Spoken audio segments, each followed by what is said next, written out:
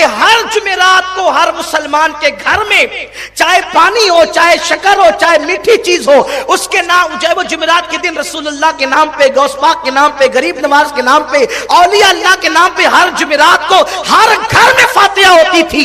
اب ہر گھر میں فاتحہ ہونے کی برکت کیا تھی؟ جب نبی کا نام گھر میں لیا جاتا تو نبی کا نام فاتحہ کے بہانے گھر میں لیا جاتا تو اس کی برکت کیا ہوتی تھی؟ آدم نے جب نام محمد لیا تو اللہ نے ان کی مشکل کو دور کر دیا۔ ہم نام محمد فاتحہ کے نام پہ جب ہر جمعرات گھر میں لیتے تھے تو اللہ اس کی برکت سے مصیبتوں کو دور فرما دیا کرتا۔ غوث پاک کا نام لیا جاتا، غریب نواز کا نام لیا جاتا تھا۔ میرے آقا فرماتے عبداللہ ابن عباس کی روایت ہے کہ اصحاب کہف کا نام لیا جائے تو گھر میں چوری نہیں ہوگی، آگ نہیں لگے گی۔ ارے اصحاب کہف کا نام لے لو تو اتنی برکت ہوتی ہے۔ خود محمد رسول اللہ، ان کی اہل بیت کا نام لو، ان کے اصحاب کا نام لو تو گھروں میں برکت نہیں ہوگی تو کیا ہوگی؟ جب سے تم نے بند کر دیا نا ایصال ثواب، پھر دیکھو تمہارے گھروں کا حال کیا ہوگی۔ نفل کام ہے، فرض نہیں ہے، کوئی واجب نہیں ہے، لیکن ہر نفل کام چھوڑا نہیں جاتا۔ ضروری نہیں ہے لیکن غیر ضروری بھی نہیں ہے، ضروری نہیں ہے لیکن غیر ضروری بھی نہیں ہے۔ ہمارے بچپن میں ہم دیکھتے تھے ہر جمعرات کو گلی گلی شیرنی تقسیم ہوتی، بانٹنے والے بنو۔ آقا فرماتے ہیں جب تک تم اپنے بھائی کی مدد کرتے رہو گے اللہ تمہاری مدد کرتا ہے۔ اب مسلمانوں کو کیا ذہن دیا گیا؟ مت بانٹو، ہڑپ کرو، کھاتے جاؤ، اس کا چھین کھاؤ، اس کا چھین کھاؤ، اس کا لے ڈوبا، اس کا لے ڈوبا۔ ارے مسلمان دینے آیا، چھیننے نہیں آیا۔ تو یہ بزرگان دین کا طریقہ ہے۔ اچھا ایک اہم بات، اس کا فائدہ کیا؟ کچھ لوگوں کو ایسا لگتا ہوگا یار آج یہ بیٹھ کر کے صرف کھانے پینے کی بات کر رہے ہیں، اسلام میں کھانے پینے کا کیا فائدہ؟ یہ اچھی اچھی غذائیں تم بنا بنا کر پکا کر کھاتے کھلاتے ہو۔ میرے بھائی اس کی حکمت یہ ہے، بہت سارے غریب مسلمان ایسے ہیں جو سال بھر پوریاں پکانے کا کبھی سوچ بھی نہیں سکتے، وہ امام جعفر صادق کی نیاز کی برکت سے ان غریبوں کو پوریاں نصیب ہو جاتی۔ بہت سارے غریب ایسے ہوتے ہیں جو اچھی اچھی ڈش بنانے کا سوچ بھی نہیں سکتے، لیکن نیاز اور لنگر کے نام پہ ان کے پیٹ میں وہ کھانا چلا جاتا ہے۔ تو کبھی تو کسی کا دل خوش کرو، کبھی تو کسی کو اور یہ بات یاد رکھنا، کھلا کر جتنا سکون ملتا ہے اتنا کھا کر سکون نہیں ملتا۔ مومن کی شان ہے وہ اپنا لقمہ دوسرے کے منہ میں ڈالتا ہے۔ تو میرے آقا علیہ السلام کے پیارے دیوانوں بات دور نکل گئی، عرض یہ کر رہا تھا کہ ایک کا عمل دوسرے کو فائدہ پہنچاتا ہے۔ آخری حدیث اس پہ تفسیرہ کر کے بات کر، ایک صحابی کا انتقال ہوا، اب دھیان سے سننا اس پہ بات ختم ہوگی۔ ایک صحابی کا انتقال ہوا، ان کے انتقال کے بعد ان کے میت میں، ان کے جنازے میں اللہ کے رسول علیہ السلام نے خود شرکت فرمائی۔ حدیث پاک کا مفہوم ہے جب ان کو قبر میں دفن کر دیا گیا، جب قبر میں ان کو دفن کر دیا گیا، مٹی ڈال دی گئی تو آقا کریم صلی اللہ علیہ وآلہ وسلم ان کی قبر پر موجود رہے۔ جب آقا کریم صلی اللہ علیہ وآلہ وسلم قبر پر موجود رہے تو صحابہ نے کیا دیکھا؟ اچانک اللہ کے رسول صلی اللہ علیہ وسلم کے چہرے پر ایک عجیب سی ناگواری کے آثار، بظاہر پریشانی کے آثار نظر آئے۔ اس کے بعد اللہ کے حبیب صلی اللہ علیہ وسلم نے کہا سبحان اللہ سبحان اللہ الحمدللہ الحمدللہ اللہ اکبر اللہ اکبر۔ اللہ کے رسول علیہ الصلوۃ والتسلیم نے قبر بننے کے بعد تھوڑی دیر گزری، حضور قبر پر کھڑے ہوئے تھے، چہرے پر آثار ظاہر ہوئے افسردگی کے۔ سرکار نے تسبیح پڑھی، تکبیر پڑھی، اللہ رب العزت کی کبریائی بیان کی۔ پھر کیا ہوا؟ آقا کریم صلی اللہ علیہ وسلم کا چہرہ کھلنا شروع ہوا اور ایسے کھل گیا جیسے گلاب کھلتا ہے یا 14ویں رات کا چاند جیسے تمتماتا ہے، ویسے حضور کے چہرے پہ خوشی کے آثار ظاہر ہوئے۔ پھر حضور وہاں سے نکلے۔ بہت عبرت والی بات ہے۔ صحابہ نے پوچھا آقا آپ نے جب یہ میت دفن ہو گئی اور آپ کھڑے تھے تو آپ کے چہرے کا رنگ اچانک بدل گیا، سرکار اس کی وجہ کیا تھی؟ پھر آپ نے تکبیر پڑھی، تسبیح پڑھی، رب تبارک و تعالیٰ کی کبریائی بیان کی، اللہ کی حمد بیان کی، پھر آپ کے چہرے پہ خوشی کے آثار ظاہر ہو گئے۔ آقا ارشاد فرماتے ہیں تمہارے اس نیک بھائی کو جب اس کی قبر میں رکھا گیا تو اس کی قبر تنگ ہو گئی تھی، उसकी कब्र ने उसको दबाना शुरू किया। कब्र तंग हो गई थी। जब मैंने कब्र को तंग देखा तो मैंने अल्लाह की तकबीर पढ़ी, रब की हम्द की, रब की तस्बीह बयान की। अल्लाह अकबर। आका इरशाद फरमाते मेरी तकबीर पढ़ने और तस्बीह पढ़ने की बरकत से उसकी कब्र फिर कुशादा हो गई, उसकी कब्र कुशादा हो गई, एक मसला हल हो गया। हुजूर अलैहिस्सलाम ने उनको इसाले सवाब किया तकबीर पढ़ के। तो बोलो उनका जो कब्र तंग हुई थी वो कुशादा हुई कि नहीं हुई? तो इस तरीके से मुर्दे को सवाब पहुंचा कि नहीं पहुंचा? इसाले सवाब साबित हुआ कि नहीं हुआ? लेकिन एक खास बात आज आपको यहां भी समझना होगा, वो कब्र के अंदर लेटने वाला कोई मामूली इंसान नहीं था, कब्र के अंदर जाने वाला कोई मामूली इंसान नहीं था। वो कौन थे? मेरे रसूल के सहाबी थे, मेरे आका के सहाबी थे। सहाबे किराम ने पूछा, आका ने क्या कहा पता है? तुम्हारे इस नेक भाई पर, तुम्हारे इस नेक भाई पर, यानी वो गुनहगार नहीं थे बल्कि वो नेक थे, फिर उनकी कब्र तंग क्यों हो गई? उनकी कब्र शॉर्ट क्यों हो गई? उनकी कब्रों ने उनको दबाया क्यों? अल्लाह अकबर। कब्र तंग होने की वजह क्या थी? तो सहाबा ने उसकी आका जब ये नेक है तो इनकी कब्र तंग क्यों हुई? कब्र तंगी की वजह क्या है? तो आका इरशाद फरमाते हैं, हदीस से पाक का मफहूम है कि ये बड़ा नेक था लेकिन ये पेशाब के छींटों से नहीं बचता था। बाद मुफस्सिरीन ने लिखा है कि असल में वो सहाबी बकरियां चराते थे और बकरी चराते चराते कभी कभी लाशऊरी तौर पर बकरियां जब पेशाब करती थी तो वो पेशाब के छींटे उनके कपड़ों पे लग जाते थे, उनके बदन पे लग जाता था, यानी वो पेशाब के छींटों से नहीं बचते थे। तो नेक होने के बावजूद उनकी कब्र तंग हो गई, हुजूर के तस्बीह पढ़ने की बरकत से कुशादा हो गई। लेकिन मैं तुमसे पूछना चाहता हूं, जिसको अल्लाह के रसूल नेक कह रहे हैं, अगर वो पेशाब के छींटों से लाशऊरी तौर पे ना बच सके तो उनकी कब्र तंग होती है।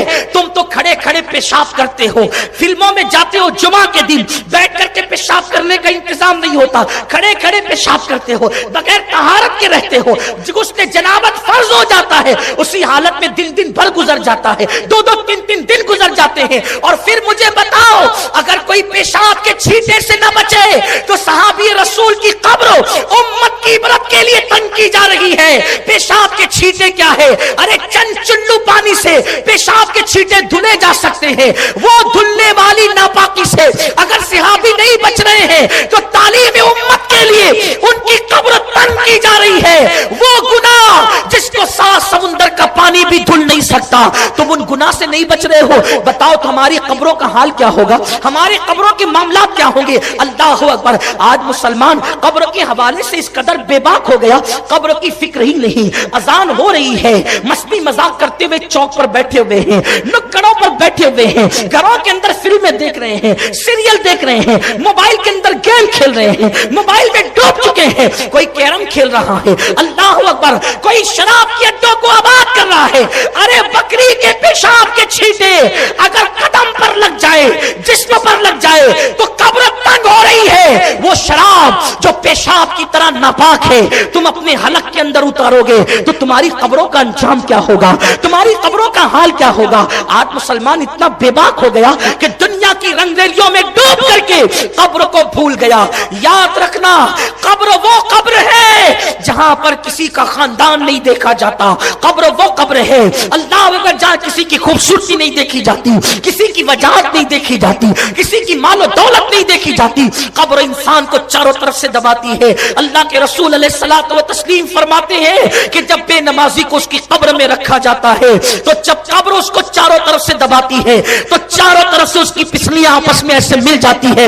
ये उंगली करके अल्लाह के हबीब ने उंगलियों का इशारा करके बताया, दोनों तरफ की पिछलियां आपस में मिल जाती है। ऐ मेरी कौम के जवानों, केरम क्लब में बैठ करके वक्त जाय करने वालों, शरायत पर ताश के पत्ते खेलने वालों, हराम लुक्मा अपने पेट में डालने वालों, एक वक्त वो जल्द आने वाला है। मौत की तलवार तुम्हारे सरों पर भी लटक रही है, मौत की तलवार मेरे सर पे भी लटक रही है। बोलो हमने क्या तैयारी की है? आज मालो दौलत की मोहब्बत में इतने गाफिल हो गए कि कब्र को भूल गए। मेरा अल्लाह कुरान में फरमाता है, अल्हाकुमुत तकासुरु हत्ता ज़ुरतुमुल मकाबिर, माल की ज्यादा तलबी ने तुम्हें हलाक कर दिया, यहां तक कि तुम कब्र के दहाने तक पहुंच गए। आज ना हलाल देखा जा रहा है ना हराम देखा जा रहा है। الگ الگ انداز سے کاروبار کیے جائے. اگر مال کمانے کے لیے کسی کا قتل کرنا پڑے تو آج کا مسلمان قتل بھی کر رہا ہے. مال کے لیے کسی کا گھر اجاڑنا پڑے تو آج کا مسلمان گھر بھی اجاڑ رہا ہے. مال کمانے کے لیے اللہ رسول کی نافرمانی کرنی پڑے تو آج کا مسلمان اللہ رسول کی نافرمانی بھی کر رہا ہے. میرے بھائیوں آخر بتاؤ تو کتنی گارنٹی لے کر آئے ہو؟ کب تک جیو گے؟ حلال مال کمانے والے مال اپنی قبروں میں نہیں لے جائیں گے تو حرام کمانے والے لے جائیں گے اپنی قبر میں مال. کیوں جا رہی ہے میری قوم نشے کی طرف؟ کیوں جا رہی میری قوم حرام کی طرف؟ لوگوں کا حال ہی ہو گیا 10 روپے قرضہ دے کل 15 لا کر کے دوں گا. یہ سود ہے. کچھ تو ایسے نکامے کہ بیٹھے رہتے ہیں ہوٹل پہ، ہوٹل کی کرسیاں توڑتے رہتے. بیوی جائے برتن جھاڑو کرنے اور یہ ننگے نواب، یہ اپنی استری نہیں ٹوٹنی چاہیے. اسلام بوجھ بننے کی بات نہیں کرتا، اسلام بوجھ اٹھانے کی بات کرتا. مرد وہ نہیں ہے جو بیوی کی تنخواہ پر گزارا کرے، مرد وہ ہے جو خود کما کر کے دوسروں کا بوجھ اٹھائے. لوگ بڑی بڑی باتیں کرتے ہیں، حرام مال کماتے ہیں، بیٹھے رہیں گے وہ آ رہا ہے، وہ نہیں ہے وہ ہے، وہ نہیں ہے وہ ہے. اچھا شرط لگا، وہ نکلا تو چائے پلائے گا؟ اسلام میں شرط لگانے کی کیا گنجائش؟ نہیں، کچھ نہیں. کچھ لوگ ایسے گھنٹوں گیم کھیلتے موبائل پہ بیٹھے ہوتے، کھلونا بنا لیا موبائل کو. ناجائز ہے، ٹائم برباد کر رہے ہو. سوچو قبر، صحابی رسول کی قبر صرف پیشاب کے چھینٹوں سے نہ بچے، قبر تنگ ہوگی. اور صحابی کسے کہتے ہیں؟ اولیاء سے بڑا مرتبہ صحابہ، بڑے سے بڑا ولی صحابی کے قدم تک نہیں پہنچ سکتے. جب ان کی قبر صرف پیشاب کے چھینٹے سے، وہ بھی جان بوجھ کے نہیں، لاشعوری طور پر. ہماری قبریں کیا ہوگی؟ ہم نے تو شراب کو حلق کے اندر ڈالا ہے جو پیشاب کی طرح ناپاک ہے. وہ کتا گولیوں کی نشے میں ڈوبے، لت میں ڈوبے، سود کے ناپاک حرام لقمے اپنے حلق کے اندر ڈالے، کسی کا قتل کیا، کسی کا دل دکھایا. جانتے ہو اگر قبر کی تیاری کرو گے تو بھی مرنا ہے اور تیاری نہیں کرو گے تو بھی مرنا ہے. قبر میں جاؤ گے نہ بیوی آئے گی، نہ بچے، نہ مال، نہ منال، نہ دوست، نہ احباب. میرے بھائیوں جن دوستوں سے تم نے دل لگایا ہے نا، ان میں سے بہت سے وہ ہوں گے جو آپ کی میت میں بھی نہیں آئے. بولیں گے یار دکان پہ بیٹھنے والا کوئی نہیں ہے، پلیز ذرا سا تھوڑا اگر جنازہ مؤخر کر دیتے تو اچھا ہوگا. ہنسنے کی بات نہیں ہے. قبر میں اکیلے جانا ہے، اکیلے، اور وہاں صرف عمل پوچھا جائے گا. عمل، اعمال کام آئیں گے. کیا کیا تیاری کی ہے؟ اللہ نے ہمیں دنیا میں ٹائم پاس کرنے کے لیے نہیں بھیجا، دوسروں کا مذاق اڑانے کے لیے نہیں بھیجا، آوارہ گردی کرنے کے لیے نہیں بھیجا، عورتوں پہ بد نظری کرنے کے لیے نہیں بھیجا، کسی کا گھر اجاڑنے کے لیے نہیں بھیجا.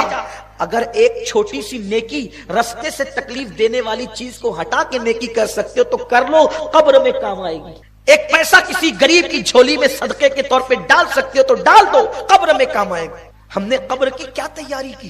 اللہ کے حبیب صلی اللہ علیہ وآلہ وسلم فرماتے ہیں قبر جنت کے باغوں میں سے ایک باغ ہے یا جہنم کے گڑوں میں سے ایک گڑا ہے. تم پر چھوڑ دیا گیا، اب تم اپنی قبر کو کیا بناتے ہو بناؤ. یا جنت کے باغوں میں سے باغ بنا لو یا جہنم کے گڑوں میں سے گڑا بنا لو. قرآن کہتا ہے الذی خلق الموت والحیات لیبلوکم ایکم احسن عملا. اللہ نے زندگی اور موت پیدا کر کے تم سے امتحان لیا ہے کون تھوڑی سی زندگی کو پا کر اچھا عمل کرتا ہے. اچھے اعمال کے لیے آئے ہو، اچھا عمل کرو. کیوں پاپ کرتے ہو؟ کیوں گناہ کرتے ہو؟ جس وقت موت آئے گی میرے بھائیوں، آج تم اپنی جوانی پر غرور کر کے کیا نہیں کر رہے ہو؟ آج تم اپنی زندگی پہ تکبر کر کے وہ کون سا گناہ ہے جو ہماری زندگی میں موجود نہیں ہے؟ مذاق میں بھی جھوٹ بولنا حرام ہے، جھوٹ اپنی عادت بن گئی. ایسا مت کرو. اپنی گفتگو کو اختتام پر لے جاتے ہوئے کہوں قبر کیا ہے صرف اتنا سمجھ لینے والا انسان قبر کی تیاری کرے گا. بات قبر کی آ گئی ہے تو میں عرض کروں وہاں کا تو دن بھی رات سے خطرناک ہے میرے بھائیوں. وہاں کا دن بھی رات سے خطرناک ہے تو وہاں کی رات کا عالم کیا ہوگا؟ اگر اپنے کمرے میں ہم ہو، لائٹ آف ہو جائے، لائٹ چلی جائے، پنکھے بند ہو جائے تو اپنا 10x10 کا کمرہ ہمیں پریشان کرنے لگتا ہے. اپنے کمرے میں چپکلی چوہا دیکھ کر ہم ڈرتے ہیں. 10x10 کے کمرے میں اندھیرے میں اور گرمی میں اپنا من نہیں لگتا. ہم باہر نکل کر کے آتے ہیں. جب قبر میں اندھیرا ہوگا، قبر میں گرمی ہوگی، قبر میں تاریکی ہوگی تو باہر نکل کر جاؤ گے کہاں؟ قبر میں ٹھنڈک لانا ہے، نماز پڑھو. نماز پڑھ کے آقا کی آنکھوں کو ٹھنڈک پہنچاؤ. نمازی بنو. سب کے لیے ٹائم ہے، رب کے لیے ٹائم نہیں. کب تک گناہ کرو گے؟ کب تک گناہ کرو گے؟ اللہ کے حبیب صلی اللہ علیہ وآلہ وسلم غیب دا نبی فرماتے ہیں جب مردے کو اس کی قبر میں رکھ دیا جاتا ہے تو لوگ اس کے منہ پر مٹی ڈال کر جب پلٹتے ہیں تو مردہ ان کو حسرت سے دیکھتا اور کہتا ہے بھائی تو بھی جا رہا ہے، چچا تو بھی جا رہا ہے، ابا آپ بھی جا رہے ہیں، دوستو تم بھی جا رہے ہو، لیکن کوئی اس کی بات سننے والا نہیں ہوتا، حتیٰ کہ وہ قدموں کی آہٹ سنتا ہے اور حسرت سے دیکھتا ہے کہ کاش میں نے ان سے دل نہ لگایا ہوتا۔ سب سے دل لگانے والوں رب سے دل کب لگاؤ گے؟ سب کے لیے وقت نکالنے والوں رب کے لیے وقت کب نکالو گے؟ جن لوگوں کو یہ معرفت نصیب ہو گئی وہ اپنی قبروں کی راتوں کو درست کرنے کے لیے پوری رات روتے تھے، اور یاد رکھنا جنہوں نے قبر کی تیاری کی انشاءاللہ ان کی قبر جنت کے باغوں میں سے ایک باغ ہوگی، ان کے لیے جنت کا بستر بچھایا جائے گا، ان کے لیے جنت کا بستر بچھایا جائے گا اور کہا جائے گا نم کا نومت العروس، سو جا ایسے جیسے پہلی رات کی دلہن سو، غفلت مت کرو، یہ زندگی پہلی اور آخری مرتبہ دی گئی ہے، کب تک کے نشے کی لت میں پڑو رہو گے؟ کب تک لڑائی جھگڑے کرتے رہو گے؟ کب تک کیرم کلبوں پہ وقت گزارتے رہو گے؟ کب تک تاش کے پتے کھیلتے رہو گے؟ کب تک موبائل کے اندر گم رہو گے؟ موبائل ضرورت کے مطابق استعمال کرو، منع نہیں ہے، لیکن پوری رات پورا دن اس میں لگا رہے ہو، نہیں میرے بھائی، بہت جلدی موت آئے گی۔ آقا ارشاد فرماتے ہیں موت جب آتی ہے تو اتنی تکلیف کے ساتھ آتی ہے کہ تلوار کی 313 ضربیں اگر ایک ساتھ کسی کے اوپر لگائی جائے تو اتنی تکلیف نہیں ہوتی جتنی روح کے نکلتے وقت انسان کو تکلیف ہوتی۔ جو ایمان پر دنیا سے چلے گئے وہ کامیاب ہو گئے، اب باری اپنی ہے، اس گھاٹی سے ہمیں گزرنا ہے، اس کی تیاری کرو۔ دنیا کی رنگریلیوں میں کب تک ڈوبے رہو گے؟ لوگ کہتے ہیں ارے وہ ابھی بیٹھا تھا ابھی چلا گیا، ابھی کھانا کھا رہا تھا چلا گیا، ابھی مجھ سے مل کے گیا چلا گیا، جیسے ہم لوگوں کے لیے کہہ رہے ہیں ایک دن لوگ اپنے لیے بھی کہیں گے ابھی کھڑا تھا چلا گیا، ابھی بیٹھا تھا چلا گیا۔ تھوڑا اللہ کے لیے اپنے حال پہ رہے۔ تمہاری منت کرتا ہوں، تمہارے ہاتھ جوڑتا ہوں، میری قوم کے جوانوں، دنیا میں پاپ کے لیے نہیں آئے تھے، دنیا میں گناہ کے لیے نہیں آئے تھے، دنیا میں بدکاری کے لیے نہیں آئے تھے، اپنی قبر کو بہتر بنانے آئے تھے، اپنی آخرت کو بہتر بنانے آئے تھے۔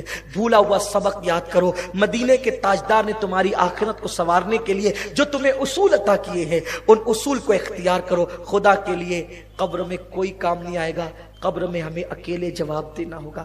قبر کے اندھیرے کو اگر اجالے میں تبدیل کرنا ہے اللہ کے گھروں کو آباد کرو، داڑیاں منڈا کر گٹروں میں مت پھینکو، چہروں پہ داڑیاں سے۔ اگر 2 رکعت ہے تو کم سے کم 2 مرتبہ، 4 رکعت ہے تو 4 مرتبہ۔ فجر میں 2 بار پڑھی گئی سورہ فاتحہ، ظہر میں 4 بار پڑھی گئی، یہ صرف فرض نماز ہے، ابھی نفل سنتوں کو میں نہیں جوڑ رہا ہوں۔ جو بہت سست لوگ ہیں میری طرح تو وہ صرف فرض جوڑ لیں، فجر کی 2، ظہر کی 4، عصر کی 4، مغرب کی 3، کتنے ہو گئے جی؟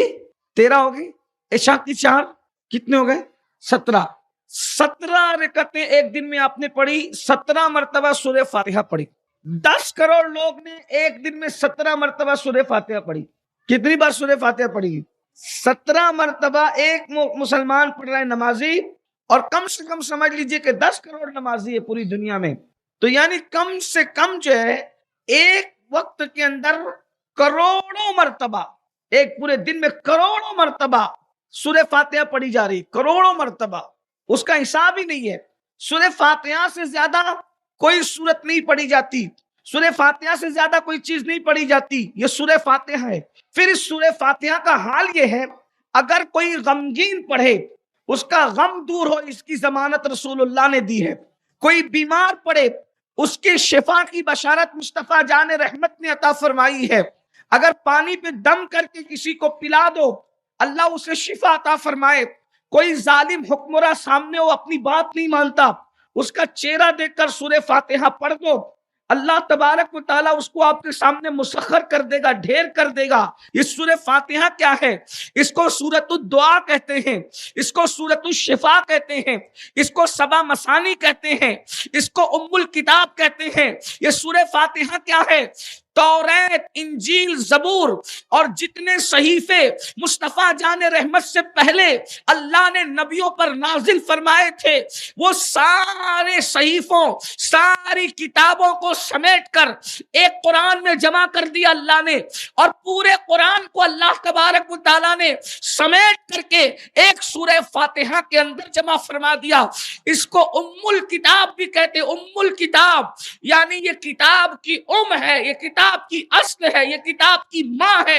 अल्लाह अकबर। इसको फातिहतुल किताब भी कहते हैं। ये सूरह फातिहा क्या है? अल्लाह अकबर, यानी किताब की शुरुआत है।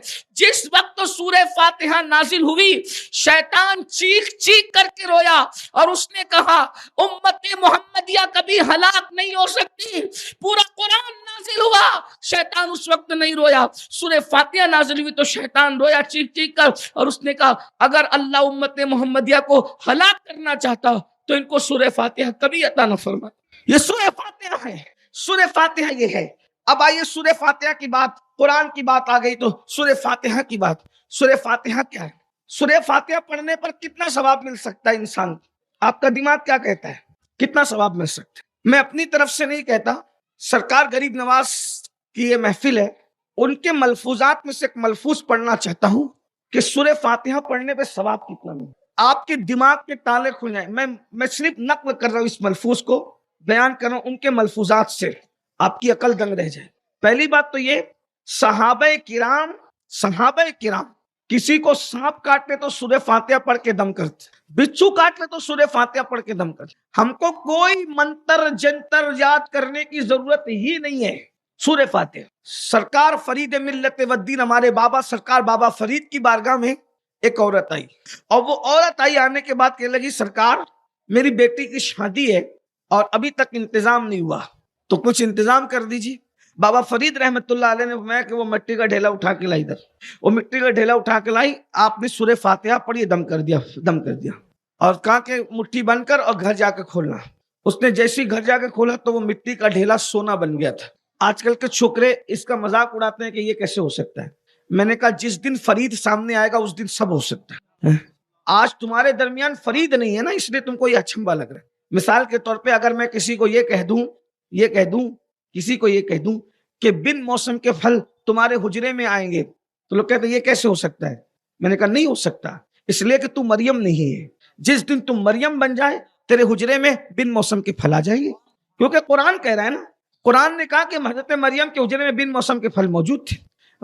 मैं अगर कह दूं कि जब तू सोएगा तो कुत्ता तेरी रखवाली करेगा, और अगर तू 300 साल तक भी सोता रहा तो कुत्ता तेरी रखवाली करेगा, मजाक उड़ाएंगे, क्या बेवकूफी की बातें। मैंने कहा तू असहाबे कहफ नहीं है, अगर तू असहाबे कहफ बन जाए तो कुत्ता तेरे दरवाजे पर 309 साल तक के बैठ सकता है।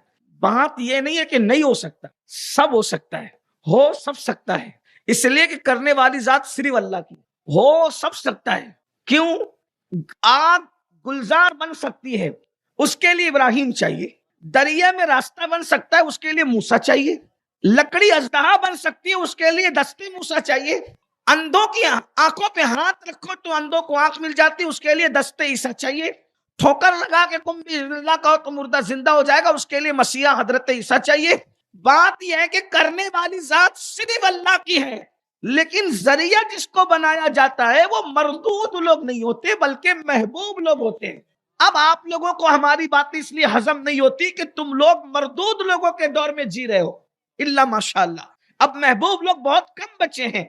भाई वो महबूब कैसे हो सकता है जिसके पेट में हराम लुकमा है? जिसके पेट में लुकमा हराम है वो महबूब कैसे हो सकता है? इसलिए कि जिसके पेट में हराम लुकमा होगा उसकी तो 40 दिन तक इबादत ही कबूल नहीं है। जिसकी इबादत मरदूद हो वो कितना बड़ा मरदूद होगा। गौर कीजिए जुमले पर, जिसकी इबादत कुदरत मरदूद कर दे वो कितना बड़ा मरदूद होगा। और मरदूद होने के लिए एक ही लुकमा काफी है। इंसान को मरदूद बनाने के लिए एक ही हराम का लुकमा काफी है कि वो मरदूद, जब उसकी इबादत मरदूद हो रही है तो महबूब कैसे हो सकता है? एक लुकमा खाया हराम का। अब बताओ क्या खा रहे हो? सूद के पैसे लेते हो, सूद देते हो, चोरी करके खाते हैं लोग, रिश्वत लेते हैं, रिश्वत देते हैं। रिश्वत लेना रिश्वत देना तो कोई बात ही नहीं रह गई। نشہ بیچتے ہیں، نشہ خریدتے ہیں، یہ سب حرام ہے۔ بتائیے نا، مردود لوگوں کی جس کی عبادت مردود ہے وہ محبوب کیسے ہو سکتی؟ صرف محبوب بن کر دیکھ سورہ فاتحہ کی تاثیر کیا ہے۔